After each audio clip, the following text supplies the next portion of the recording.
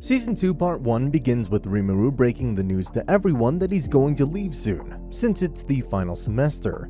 He promises everyone that he'll visit them sometimes. He hands over a book to Tis as well as the control of the class, whereas Kenya asks him what he's going to be doing next. He answers that he's a busy slime and bids farewell to the class before leaving. Rimuru hangs out with Ranga as the two teleport back to Tempest and talk about Rimuru's life after he got reincarnated as a slime. The two hope that this place lasts a long time, now that Carrion has formed a non-aggression treaty with Tempest. Carrion asks Rimuru to send an ambassador to each other's countries, and he sends Benimaru as the embassy's leader, and Rieger as his secretary, which brings a tear to Rieger's eyes. Rimuru establishes a press conference and he gets up on stage with cheers and hooting of a massive crowd. He gives a horrible speech and then delegates from the Juro Federation Tempest departs to Orizania. Once the delegates head out, the people in Tempest start to prepare for the arrival of Eurazania delegates. The embassy from Eurazania arrives, bringing Albus the Golden Serpent and Sufia the White Tiger Claw. Sufia starts talking a lot of crap about humans and how Rimuru shouldn't associate with them. Yom takes offense to this, and so does Shion. A fight breaks out. Shion fights Sufia, whereas a character named Grucius starts fighting Yom instead. Shion starts charging up a maximum magic bullet, but Albus steps in and stops their battle. This was just a test to see if Rimuru and his people were worthy of the beast's respect. A welcoming party for the Eurazania embassy is held, and Albus's love for the apple brandy. Albus realizes that the fruit is limited, so she proposes that the fruit be sent from Eurazania to Tempest, whereas the Tempest liquor will be sent to Eurazania. The merchant overseer Dogman Kobe is made to be the overseer for trade negotiations with Albus and Sufia. The Eurazania delegates leave with some staying behind, including Grucius, whereas Benimaru and Rieger return. They bring news saying that Tempest is ahead of Eurazania in many ways. However, the agricultural aspects are much better there in Eurazania. We also learned that Benimaru had challenged Carrion to a fight, by the way, and he did lose since Carrion is pretty freaking overpowered. Rimuru, along with the Goblin Riders, Shion, Shura, the Dwarves, and Ranga, head to Dorgan. They head into Gazel's chambers. Meanwhile, we see Clayman with a crystal ball which has a recording of Rimuru versus Charybdis. He promises his agent, Majoran, that he'd return her heart on one last condition. In the meeting, Rimuru discusses with Gazelle that they're aiming to replace Falmouth as the major trade center. Next day, an announcement is made that Dworgen and the Tempest Nation are now allies, and our heroes get ready to leave. In the other end of the continent, Yom and Majoran have a light sparring contest, after which they become friends and head to the Tempest Nation. Yom and Majoran reach Tempest, and he tells everyone that Majoran will be their military advisor against magic, because they probably need help in that department. Rimuru passes all the kids in their exams. Rimuru speaks with guard Majolmi, and they form a safety pact with Balmond, meaning both nations will protect each other and come to each other's aid. Guard is a bit scared that Falmouth might be looking to invade them now that Tempest is becoming the trade center. Cut to Falmouth, and we see the king discussing the best strategies of attacking Tempest right now after seeing its growing influence. Archbishop Raymond is a new guy who comes up with a solid plan. They'll make it look like Tempest attacked a regular citizen from Falmouth, and use it as a catalyst to attack them all. They will send 3 otherworlders joined by 100 knights. The 3 otherworlders are Shogo, Kirara, and Kyoya. Yom and Majoran are having some alone time. Later we see her being contacted by Clayman, who has control of her heart and is forcing her to be a double agent. He has one last job for her. If she doesn't do it, he'll kill her and Yom too. So he recons the area and returns with news, stating knights from Falmouth are approaching. The otherworlders arrive just after Benimaru and the rest are contacted by Albus to let their people stay in Tempest as refugees since Eurazania is heading to war with a demon lord named Malim. Kirora puts up a show and pretends someone grabbed her butt. Her ability called Bewilder allows her to make everyone believe her lies. Nobody believes her though as Shuna and Shion arrive. A fight breaks out and Majoran's orders from Clayman force her to turn the area into a non-magic area, cutting the city's communications off. Majoran gets caught by Grucius, but the truth is exposed. Yom walks in and hears everything, and tells Majoran that he loves her no matter what. Then she cuts off the comms anyways. The Archbishop then casts Prison Field over the whole area. Rimuru is caught in a barrier on his way back to Tempest, and he's approached by Hinata Shakaguchi, captain of the Holy Knights of the Empire Rubrios. Hinata says something in the lines of "Tempest Nation's destruction must happen, so Rimuru has to die." In the Tempest Nation, the Otherworlders are kicking ass and bullying Shuna and Shion due to their magic being barred. Hinata turns out to be the former student of Shizu and believes Rimuru killed her. The fight takes every inch of Rimuru's power as he activates his gluttony ability as a last resort. Turns out Rimuru's monstrous form here was never himself. He just used it as a distraction so he could slip away mid-fight. Hinata was simply too powerful. He teleports nearby to some side characters and explains the situation. He then finds a way to head back to Tempest, where he intervenes with Benimaru trying to kill Majoran for disrupting their comms, while Grucius and Yom both fight to protect her. He stops the madness and agrees to hear her out. He doesn't understand her explanation, so she shows him the dead bodies of the many goblins that died in the massacre. He remembers that he had ordered them not to hurt humans in Season 1, which is why they didn't defend themselves, and that makes him feel a lot of guilt. Majoran tries to upset Rimuru into killing her, so he would leave Yom and Grucius out of it. He stays calm though and tries to understand her. During a conference, they come to a conclusion that the Holy Church and Falmouth planned this attack together, as the Holy Church hates monsters whereas Falmouth wants to remain the trade center. Majoran then comes clean and tells them all about working for Clayman. Way too much happens in episode 8. It starts with the news that Shion and Gobzo were killed during the battle, so no more big bouncy boobs and the series left for Rimuru to gawk at. The three adventurers from Season 1 return and tell Rimuru there's a way to bring dead people back to life. Zoe, on the other hand, discovers the Western Holy Church's armies all camped out around the city, guarded by magic devices. It turns out that there's a way to revive dead people if you become a Demon Lord, and Rimuru had already acquired a Demon Lord seed when he defeated the Orc disaster in Season 1. He has all the conditions marked, so he can transform into a true Demon Lord if he consumes 10,000 human souls. Conveniently, Falmouth forces begin to converge on the Tempest Nation. He tells Majoran to die, and stabs her in the heart after she gives Yom a kiss goodbye. It turns out he didn't kill her, just destroyed her heart and gave her an artificial heart of his own creation to rid her of Clayman's influence. Not to mention he's about to kill the entire Falmouth forces, including the king. So Yom is up for promotion as the new king of Falmouth. Everyone prepares for war. Majoran and Shuna are assigned to replace the barrier, and everyone else has a proper role in the plan. Benimaru, Gabaru, and Soe all decimated the knights on their side of the battlefield and destroyed the magical devices. The three Otherworlders are also attacked by our heroes. Geld beats up Shogo, meanwhile Hakuro kills Kyoya straight up. Shogo makes a run for it after Geld uses his riot ability. Shogo finds Kirara and kills her to use the survivor ability. That does nothing though. Geld kicks his ass down and Shogo regenerates, then he gets his ass kicked again and again and again and again until a new character named Razin appears. He takes Shogo and teleports out. All four magical devices are now destroyed. Shuna and Majoran recreate the barrier to keep the souls in. Now Rimuru prepares to kill the entire army. Before that though, Razin kills Shogo and takes over his body instead of helping him, making him the most powerful Majin in Falmouth's history. Rimuru is shown killing everyone and everything he lays eyes on in the final moments. Falmouth forces are a fish in the barrel due to the magical barrier, so they can't escape. He keeps killing them one by one, taking out hundreds and thousands and reaching closer to the 10,000 goal so he can transform into a Demon Lord. He even kills Razin and thus pushes the king to open negotiations. He tries to lie his way out of this, but Rimuru blows his arm off. Rimuru uses his new skill Merciless, which takes out any soldiers who give up in the face of battle. He takes out all the soldiers using this ability and is ready to transform into a Demon Lord. After his transformation, he summons 3 demons who aim to serve him, and all of his other followers will receive extra perks, now 2. They take the king, archbishop, and all other followers into custody, and Rimuru transforms from a slime into a demon slime.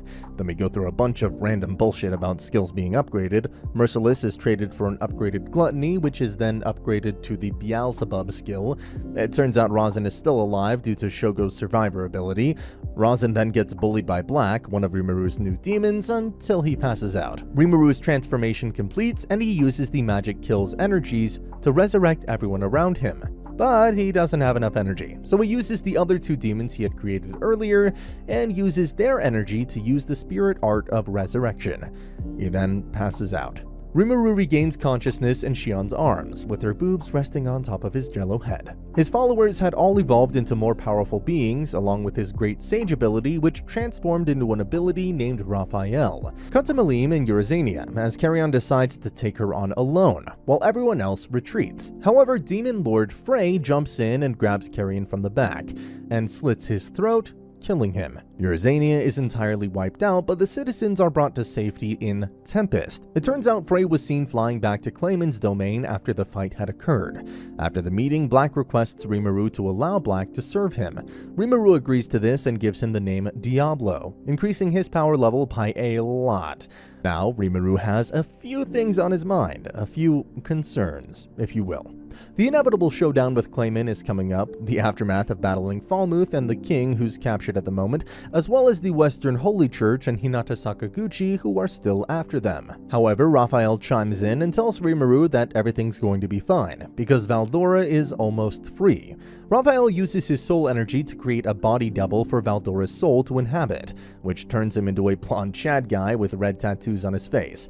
This is where Part 1 ends and Part 2 begins. Rimuru and Valdora arrive at the Jura Tempest Federation after Valdora's gotten his new body. Rimuru introduces Valdora to everyone, but no one believes it's him. Trainee arrives and shows respect to her lord Valdora. The citizens then celebrate their lord's arrival, while Rimuru explains to Benimaru and Rigurd how he freed Valdora and why he kept this secret. Shion turns into a better cook than ever before due to her new ultimate skill. After celebrating is over with, Rimuru talks to the Beast Keepers where they plan to save Carrion and defeat Demon Lord Clayman. During the meeting, the Dwarf King Gazel Dwargo arrives and tells them that the kingdom of Farmanis will attack them, so he came in with reinforcements. Rimuru explains that he's already taken care of it, but Errol Grimwald, Archduke of the Sorcerer's Dynasty Sarian, arrives and attacks Rimuru.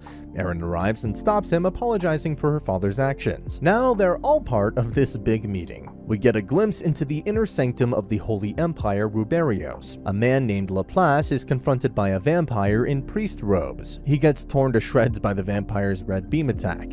In the next scene, Laplace is completely fine and holding an audience with Yuki Kagorizaka, the Free Guild's Grandmaster. Yuki notifies him that the transfer of the Alliance's president's soul into a homunculus is complete, and points Laplace to an elf woman named Kigali. Laplace laughs at the current form of the president when comparing it to her prior appearance, as he welcomes the president Kazarim back. He tells Yuki of the vampire attack in the inner sanctum that he faced, and Kigali realizes it's the demon lord Valentine, who also goes by the name Blood Tyrant. They decide to hold Walpurgis of the Demon Lords, since they had the required amount of Demon Lords in Clayman, Milim, and Frey. Meanwhile, in Tempest, meetings between the monsters and foreign leaders takes place. Everyone is shocked at the sight of Eldora, and Fuse faints out of pure shock.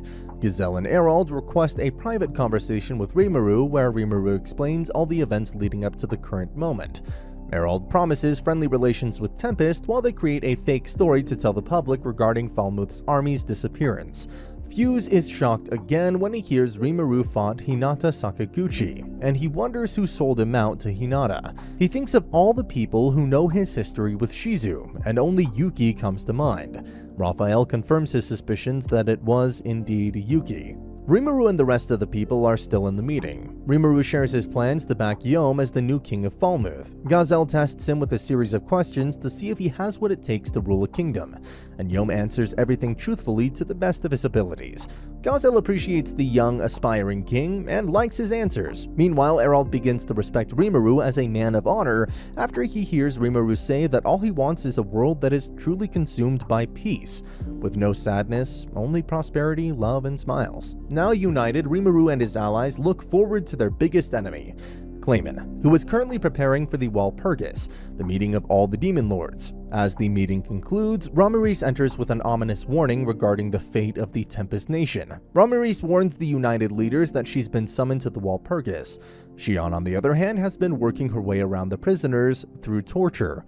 and it works because she finds some genuinely critical information. She finds that the Western Holy Church plans to attack them in the name of God. Rimuru orders Diablo to help several of the leaders in escorting the prisoners back to their homeland, and to also make sure regarding the security matters there. The scout sightings come with a report that an army of 30,000 soldiers is approaching Tempest. Rimuru decides that their targets are the remaining Eurazanian refugees, who Clayman intends to kill in order to become a true demon lord. Although that doesn't matter because they're unable to stop the approaching attack. The talk is still on in Tempest, with all these species supporting Rimuru's decision to throw Clayman off. Raphael and Rimuru devise a plan to teleport the entire army and cut off Clayman's attack. However, Rimuru wants to end it before that is necessary, so Rimuru decides to attend the Walpurgis himself. Meanwhile, Diablo and Shion go against each other to see who's better to accompany Rimuru, but come to quick agreement over their respect for Rimuru. Rimuru decides to bring Shion and Ranga with him to the Walpurgis, while Ramiris takes Beretta and Trainee with her. Later, Rimuru and Raphael come up with a plan to teleport the Eurazanian citizens. He teleports them to Geld, who has created a safe place for the refugees to live in just the span of one night. Now, with the Eurazanian citizens in Tempest, the only thing to worry about was Clayman and his armies, who will take Rimuru's allied forces of 20,000 in open combat. It's time for no mercy. Now, Benimaru and the 20,000 travel to Eurazania to fight Clayman's army. Erald returned to Sarion, Gazelle returned to Dwargan, and Yom and Majoran headed to Falmuth with Diablo beside them. The remaining of our crew prepared for the Walpurgis. Meanwhile, Clayman uses Frey to make Milim wear a necklace, with which he uses a spell named Demon Marionette, which gives her complete control over Milim's actions. He now has the ultimate Demon Lord puppet that he can fully control. The pre-Walpurgis banquet begins with Demon Lord Platinum Saber, aka Leon Cronwell's arrival into the chamber of old friend Guy Crimson. They discuss their plans over Clayman and Rimuru, one of 4 true dragons. The White Ice Dragon Velzard makes her first appearance due to the news and fact that her brother, the Storm Dragon Valdora, has awakened, and Rimuru has a link to him for breaking his seal. Leon leaves, but Guy makes sure to ask Velzard if she would accompany her to Walpurgis. She declines, stating that she's not interested in it. It all adds up with the connection, which makes Walpurgis all the more interesting for the higher demon lords. The stage is set for the moment that will be defining this series unlike anything else. Rimuru continues with preparations for Walpurgis, including pouring the soul of Trainee into a doll made out of the Dryas tree. This evolves Trainee into a Dryas doll Dryad, which grants her full freedom to go anywhere she wants, and will also allow her to accompany Ramiris without any concerns. Benimaru acquires the skill Born Leader, which lets him read the enemy's movements efficiently. He also comes up with a plan to destroy Clayman's castle, which is believed to be behind the fog. Hokoro and Soe are meant to go, but Shuna insists on joining them. Though hesitant, Rimuru agrees to let her join them, as this is the perfect window to strike, and also the best opportunity to find Demon Lord Carrion and rescue him. They are to attack right after Walpurgis begins. Benimaru appoints Albus as the secondary commander for the battle. Now Benimaru and his forces lead Clayman's army into a trap set by Geld. As the army falls into the trap, the 3 Beast Keeters head out to attack. Gambidu uses Vortex Crush to take out a large portion of the army, and then the rest are faced by Geld as they try to climb out of the hole. It's a one-sided battle as Clayman's army gets absolutely decimated at the hands of our heroes. Benimaru orders Albus, Sophia, and Fobio to bring them the head of their enemy's leader. Fabio takes the fight directly to Footman and Tear. Geld joins him and the two fight, whereas Albus has located Yamaza of the 5 Fingers, but he deceives her with a surprise attack. However, Gobita and the Goblin Riders arrive to help Albus out, but they quickly realize that Albus can take them on her own, and they leave her to decimate her opponent. Hermes is throwing hands against Gabidu, who is proving to be a tough opponent for the Dragon Faithful. Meanwhile, Sophia is not having the best of luck against head priest Midray himself. She's having trouble keeping up with his speed and strength. Gabidu, on the other hand, defeats Hermes and has him at the tip of his trident. Midray then takes on both Gabidu and Sophia at the same time. Albus, on the other hand, is showing Yamza what true pain tastes like, until he receives his trump card, a shadow clone. It turns out though, Albus is still confident that it's a shitty trump card, and it turns out that it's actually quite bad because she pulls out her beast form and rips the Dragon Faithful to shreds, and disintegrates Yamza's doppelganger and puts him on his knees by breaking his limbs. He obviously surrenders. What else can you do in a situation like that? However, Clayman feeds him an orb as a puppet master, which turns him into a bloated monster known as Charybdis. Midway stops fighting Gabadu and Sufia at the sight of Charybdis, and they team up to repel the monster's fury. Albus stays to fight, but Benimaru arrives to the scene and launches a full frontal assault by using Vanish Hell Flare. He destroys the monster in one hit, completely disintegrating it into non-existence. Benimaru is almost about to attack Midray and Hermes as well as the Dragon Faithful, but he's stopped by Gabadu and Sufia, who tell him they're the servants of Lady Milim. On the other end of the battle, Gelt and Fabio are being bullied by Footman and Tyr, until the two Clayman supporters escape by teleporting away. The two lay on the ground happy they survived and swearing they'll win next time. In Tempest, Rimuru, Shion, and Ranga are preparing for the Walpurgis with the help of Shuna. Shuna then takes her leave and teleports away from them so she can aid with the attack on Clayman's castle. Rimuru is briefed about who will be at the Walpurgis as Veldora talks about how he has no interest in attending such events. He recalls all the demon lords he's fought, as well as the demon lords he remembers, flaunting his strength. During their conversation, a demon with the same presence as Diablo enters the scene. She's a woman named Misery, who was ordered by Demon Lord Guy Crimson to bring Rimuru to him. A portal opens up and all 6 of the heroes enter through it, leaving Veldora behind. In Eurazania, Soe, Hakoru, and Shuna are looking for Clayman's castle within the fog. They fall into a trap and a swarm of skeleton soldiers spawn around them. It is led by Adelman, the index finger of Clayman, also known as the White King. He orders them to leave or submit their lives to him. They realize they have no escape other than to defeat Adelman. So Hakoru attacks Adelman but is met by an undead swordsman. Soe tries to launch a surprise attack on the White King but is delayed by an undead dragon, known as the Death Dragon. Soe uses his Mystic Thread Strike to tear the dragon to pieces, but it just resurrects back into its regular form. It seems that the dragon and the army's soul is inside Adelman, so Shuna decides to take him all on her own, while the two warriors keep the attackers at bay. She's attacked by the skeletal soldiers, but repels them with Alignment Field. A 1 versus 1 battle between Adelman and Shuna begins. Magical strikes are thrown left and right, attacks are repelled and pushed back, counterattacks are thrown. However, Shuna quickly overpowers the White Knight and uses Overdrive, and decimates him entirely. The trio now has its eyes on Clayman's castle, but it turns out Adelman is still alive and swears his complete allegiance to Princess Shuna, who had proven herself as a champion of magic, who later makes them realize Rimuru is who they should be worshipping. Adelman takes them to Clayman's castle. Rimuru arrives at the scene where Walpurgis is about to begin. He takes a seat and starts seeing the demon lords arrive to the scene. Guy Crimson is already there in a chair. The giant race demon lord Daggerel enters, followed by demon lord Valentine the vampire, as well as a yawning young man who turns out to be the demon lord Dino. Ramaris and Dino start arguing, but it seems they're happy to see each other after a while. Demon Lord Frey also joins the scene with a lion-headed harpy with her, which Raphael suspects to be Carrion. Leon stands behind Rimuru and they both have a heated conversation about Shizu. Milim enters the scene along with Clayman accompanying her. He hits Milim in front of everyone and this shocks everyone at the Walpurgis. The two have a seat and the Walpurgis begins. At the Walpurgis, Clayman tries to portray Rimuru as an evil, conniving little brat whose entire goal is to wreak havoc and create chaos. He talks about how Carrion planned to destroy things with the help of Rimuru and lured him into doing all of this, as well as destroying the armies of Falmuth. He also mentions how Milim defeated Carrion to save Clayman because she loved him so much.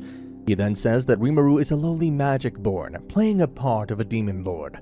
However, he messes up by saying that Majorin was killed by Rimuru, which was Rimuru's plan all along. Rimuru shows them proof of Majorin's safety as well as Yamza's transformation into Charybdis at Clayman's control.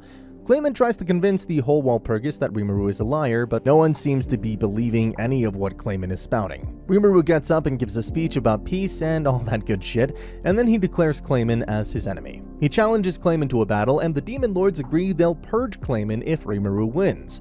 Clayman agrees to the battle, but in his stead, he sends a mind-controlled Milim forward. Rimuru had already planned to break Milim out of Clayman's mind control, so he would do it through a tough fight now. Clayman spawns 3 demon beasts, a man in black robe, Milim to fight alongside him, quickly outnumbering Rimuru, Ranga, and Shion. Rimuru fights Milim, meanwhile Shion takes on the robed figure and Clayman. Ranga takes on all 3 of the demon beasts using his doppelgangers. However, this seems to not be enough, as our 4 heroes are fighting for their lives. Beretta jumps into battle to aid Rimuru, and he helps Shion repel the robed android's attacks. However, Milim quickly overpowers Rimuru and lands a killing blow. But at the very last second, Veldora jumps in and takes the hit for him. As it turns out, he's seemingly unfazed by the heavy hit. Rimuru orders Veldora to spar with Milim after talking about her being controlled, and heads back to Ranga. He sees that the beasts on the side of Clayman have curses on them, where they have been mind-controlled. Rimuru frees the beasts of their curse. On the other side of the arena, Beretta has managed to take the android completely apart. Veldora, on the other hand, is just using Street Fighter II moves on Milim to simply play with her, along with a Kamehameha. Honestly, one of the best scenes I think I've ever seen in an anime. This shit was hilarious. Shion and Clayman still fight as Clayman is doing everything in his power to beat her, but she's just too strong for him, or rather he's too weak. Clayman turns into his beast form, but he's still too weak for Rimuru and Veldora, and Milim reveals that she was never in his control anyways, and that she was just playing Clayman like a fiddle. Shion carves through Clayman like butter, and they're teleported back to the Walpurgis. Carrion is alright and safe. Rimuru and Carrion shake hands as the peace between Tempest and Euryzania is now written in stone. However, just as things seem to be over, Clayman finally begins to awake as a true demon lord. Rimuru says he will defeat Clayman all on his own. Clayman launches a ball of dark energy at Rimuru, but Rimuru uses Beelzebub and digests it, using it to create a barrier to trap them both inside. Now they must fight to the death. After getting a heavy beating by Rimuru, Clayman tries to crawl away screaming and crying, yelling for help. Rimuru uses Beelzebub, draining Clayman of all of his energy until there's nothing left. Rimuru is recognized as a true demon lord at the Walpurgis. Milim is made the demon lord in charge of Euryzania, whereas Carrion simply lives off as the king of the Beast Kingdom instead. Rimuru decides a new name for the Demon Council, which he names the 8-Star Demon Lord's Octagram. Elsewhere in Ruberios, Laplace is getting chased by Hinata, who thinks that the lack of the Demon Lord's absence means a lack of security.